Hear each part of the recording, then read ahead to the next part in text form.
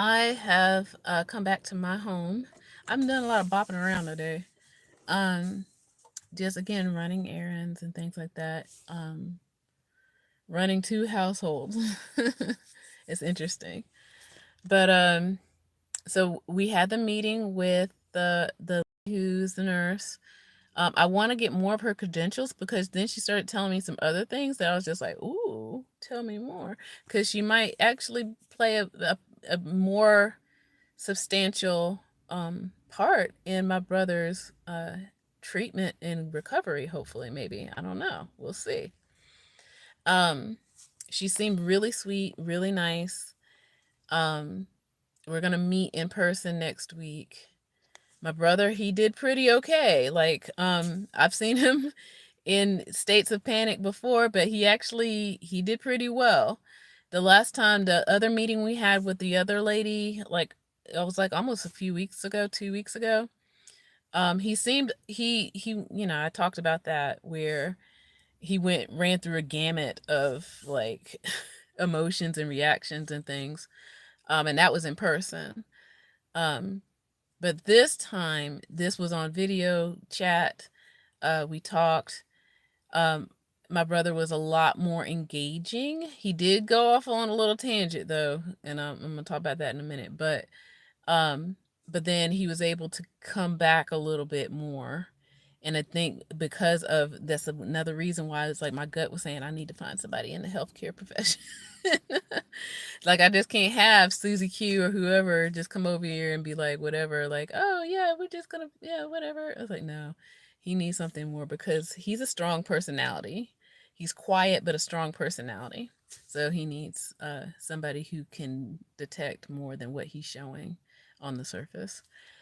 Um so yeah, so he did pretty okay. He actually talked. Um and there were some things that came up again in this conversation, things like, okay, so he's still learning how to have a conversation with people, appropriate conversation, as in whatever he's thinking, he's going to blurt it out. And this reminds me a lot of the students that I work with. It's almost like to the point of like, oh wow, so if my student A was like this, I would do this, this is this, but this is my brother and he's an adult. I don't know what we gonna do. Like, and now I can understand why a lot of teachers, when they send their kids to other teachers, it's like they know it, but then they're like, you know what? Let me find somebody else because sometimes it's hard. It's hard. So I I can give this lady, the rundown next week. I'm gonna write a lot of this stuff. In fact, I need to be doing that. I am drafting notes for both parties. So the title of my this video, this live, is human connection and mental health, and it is important because what showed up in this conversation with the potential nurse and myself and my brother was the fact that my brother kind of just blurted out like these other women didn't want to talk to him, and it wasn't something that we're even talking about, like that's what I mean, like something is in his mind that's nagging at him, and he blurted it out, and he would have never told me that, right? So that's why, yet another reason why I feel like he needs therapist, because there's some things that he'll tell me, but then there's some things I know he probably won't tell me. um so there's so many things to unpack in that comment itself, but I can at least talk about the men women aspect for a minute, and then I know there might be, I don't know, some kids on here, but I'll talk about racial dynamics too. But let's talk about the man woman dynamic. My brother, and I've said this before, it's like he kind of still thinks he's in his 20s, even though he's 48, he's almost 50. And I don't mean that facetiously either. I really, like, a part of his illness is that he has lost 20 years of events in life and everything. So he sometimes will revert back to like things in his 20s because he just does not relate to 2025. And I'll keep saying 2025 for him just for the sake of him knowing logically what year it is, but quite honestly sometimes he really is in the 1990s. And with that is, like I said, the dynamic of men and women, and maybe age, even age.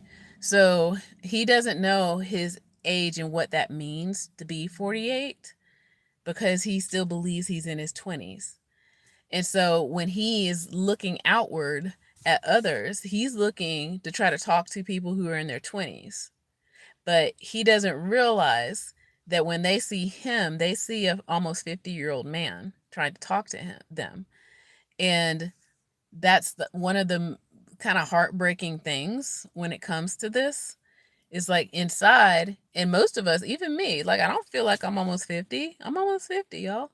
It's like I don't feel like whatever society told us what 50 is supposed to look like. So I'm always been reimagining 50 anyway, and aging and all that other stuff. But he really does not understand. And chances are he tried to probably have a conversation with two young women who were in their 20s or maybe early 30s or something, and he doesn't realize the nuance of like, wow, you're like 20 years older than me, like why are you trying to talk to me, like what is happening? Like very odd and awkward. um and then the fact that he's 6 foot tall, he's a tall guy. um and he's working out more, and muscles are starting to fill in a little bit more, which is good, I guess, for him. And unfortunately, in this day and age, he's a black man. Um, he could look like, you know, not safe, I guess, to some women. But again, he is mentally ill and disabled. So that's the thing. And that's why I kept saying to myself, I can't hire, not yet. I don't want, and I'm just being honest, y'all. Like, I'm not going to hire a white woman that's younger than him because he does, for the very reasons that I mentioned just now. Like, he has missed 20 years of culture. Okay. He does not understand anything that's happened in the last 20 years. Like, he really has not. And he believes he's in his 20s. And he does not understand all the growth that's happened with racial discussions, things of that nature. So he might even sometimes say something off the cuff where he doesn't like. I'll just say this. And again, this is not necessarily ill. He has changed. I will say that. So for some reason, one of the caregivers that we were dealing with still in Alabama was Asian, I believe. And then again, and when we got here, when we went to the clinic, one of the doctors, she was Vietnamese. And he said something to the effect of like, again, I'm sorry, y'all, like Oriental or something like that. I was like, no, we don't say that, that kind of thing. And he self corrected, so it's not like he was like doing it on purpose, right? Um, so it's things like that that a lot of people might not understand his situation. And he gets upset that people are reacting in a way thinking that, like, think of it this way. It's like, think of, I guess, the original, like, there's a black and white version of Frankenstein, right? Where Frankenstein befriends a little girl, and the little girl's like, oh, he's so friendly, he's so kind, and like he's like, a monster, right?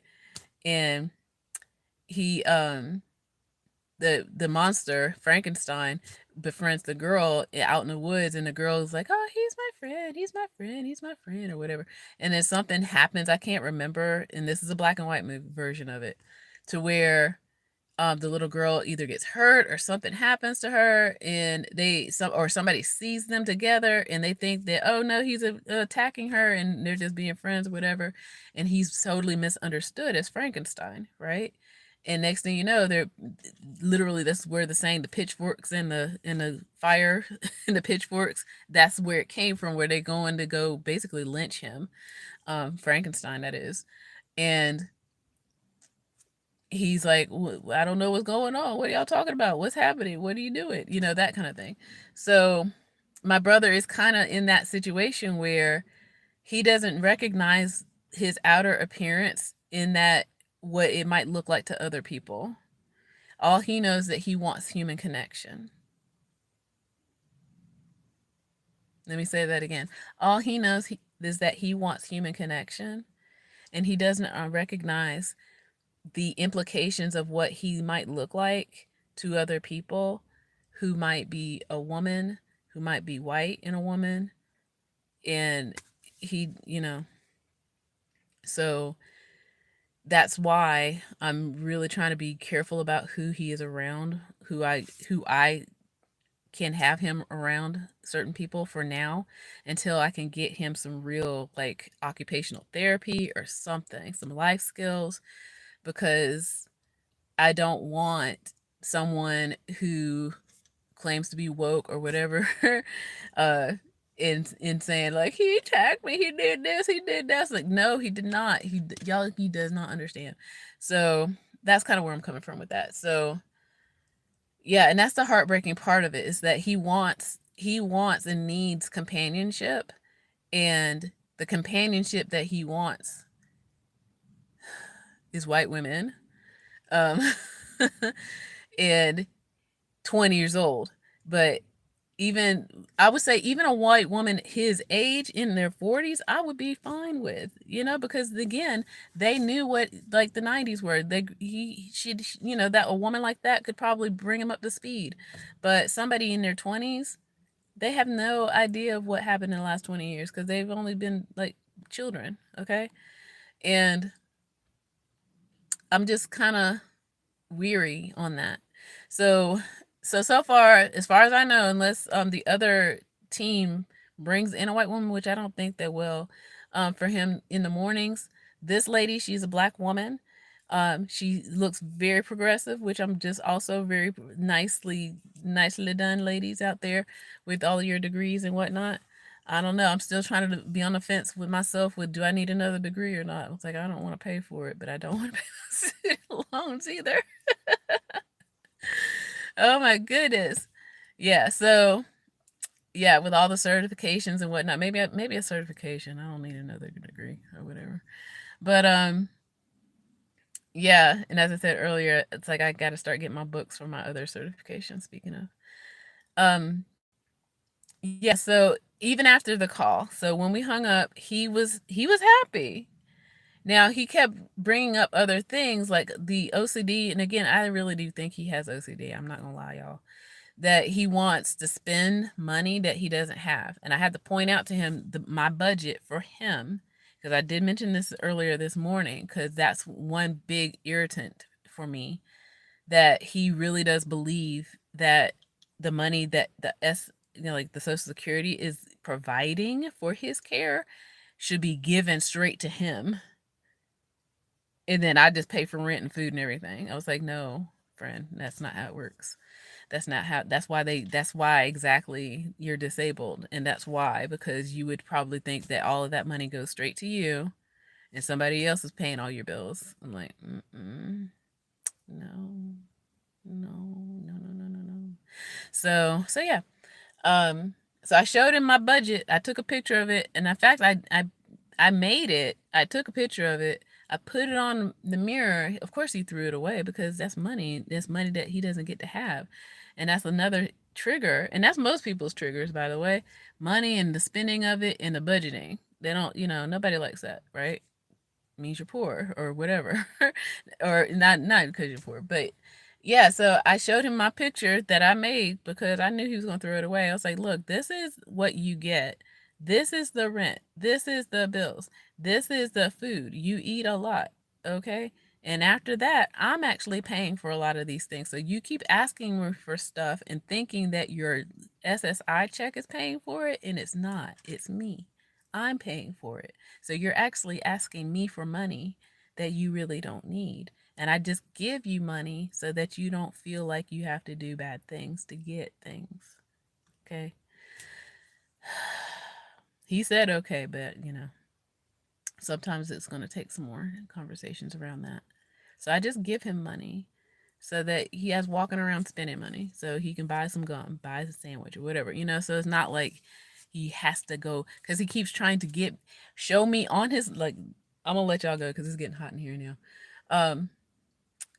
He is showing me on his laptop that he needs a new laptop. Let me say that again. He is showing me on his laptop the price of another laptop because he says he needs a new laptop. And I'm like, why? What do you need a new laptop for? He's like, I need a spare. Spare for what? Friend, you don't have a job. So yes, I'm getting cranky. Yeah, because he woke me up this morning asking about 4-cent stamps at 1:30 in the morning. So yeah, I'm still a little a little ticked off about that. Meanwhile, we're still working on getting furniture over there. Okay? He still needs furniture and things and clothes because he keeps throwing things away. Okay? All right. Whew. But yeah, this has been an eventful Friday, and I'm glad it's coming together. I'm starting to feel a lot better. But I'm gonna put this is all on my playlist, by the way. So if you're interested in seeing the whole saga, it is a saga, y'all. Because I started this playlist in January. Here we are in June. 6 months of videos. Oh, I haven't bought them yet. The stamps. So he's like, yeah, he'll look up on the internet for things, and then he'll show me on the internet, like, can you buy me this? And he'll bug me for days and days and days. I finally get it, and sometimes, depending on what it is, 24 hours later it's broken or it's lost, and then he's finding something else to bug me with. That's why I'm saying I really feel like he has some kind of spending addiction or OCD or something. And it's like the money that you think that you're spending, you think it's Social Security, it's actually my money. Okay, it's doubling my money because I pay into Social Security, and then I still pay. But I love him. He is my brother. Um. So yeah, I haven't gotten them yet, the stamps, because I want to actually go to the post office and do that, and because I was running another errand this morning, there's one particular post office I'd like to go to. There's When you live in the city of Atlanta, you know which post office to go to. Oh my goodness, if that was ever a meme, I should, those who really live in Atlanta, you know which post office, which ones to go to and which ones to avoid. So there's one in particular. And I'm not telling where I go to because then next thing you know, everybody's going there. Look, no. There you look at him. No, I can just you know what? I can go on the internet, either order it. So this is the thing. These stamps are 80 cents. Why would I spend 80 cents on the internet when I can just walk to the post office or go to the post office? Yeah. So I'm gonna wait until I can actually go into the post office and say, just give me these stamps. And it's things like that. So I'd rather spend the money, and that's what I told him moving forward. I was like, I'd rather spend the money on making sure you had enough food to eat because you eat a lot of food, and making sure that you have a comfortable place to sleep because I made that vow when he was sleeping on the ground. I had to watch him sleep on video phone, sleeping on the ground while we were like 150 miles apart from each other. I couldn't get to him in the middle of the night. I was like, I vow, I promise that you will never sleep on the ground unless you wanted to. It won't be because you didn't have somewhere to sleep. So, yeah, and that's real talk. So, so he has a place to sleep. In fact, yeah, I'm probably going to get more furniture for him. That's really what I'm trying to focus the money on instead of another laptop, which he doesn't need. Okay. and writing letters to Amazon without money in the envelope. It's not funny, but yeah. Um, so yeah, I feel like I need to set him up on side quests. Like that is his own personal side quest. Now you all see me sweating. Um, but I need it to be more constructive. I need to get him back on these videos and stuff, to watching some mental health videos. But he is doing a lot better. He like I said, I was actually pleasantly surprised that he was at least somewhat engaging in that video conversation. And I'm hoping if she is the right person for us, that she can also help him with like conversation and engagement a little bit more. Because I would definitely, as I said earlier, or did I? If she is really a nurse and if she's comfortable, she can also help with administering his medication, which is an injection. Okay, if I can acquire it, because I'm the getter of things, I can get stuff, y'all. Okay, I know how to get it. But my brother won't let me give him the injections. So if I can find another healthcare professional on the team for him that would be willing to do it. So I already got one person, but what if she's not around? I need somebody else. I need a backup, right? So we always got to have somebody on deck. So now I'm going to be with the sports analogies. Somebody on the bench because he likes the sports or whatever. All right, y'all, it's getting hot as you can see. I'm just you watching me sit in this hot car, about to be one of those people who like, oh no, hot car syndrome or whatever. All right, so all right, with that I say take care. See you later, Magneticus. Y'all watch the playlist. I'm gonna find a way to stream it like continuously or something. That's my one project that I am trying to work on, so that people can see the saga, contribute, join the movement of wellness, because a lot of this mental illness, I really do believe, is nutritional deficiency. With more of the research that I'm finding, it's real. It's for real, y'all. It's more than just, I don't like watching the internets and all the things and the lonely people talking about the loneliness. What about the food? What about the lack of nutrients? Okay, there's something with that. Okay, with that, take care, y'all. Bye. Let me get out of here.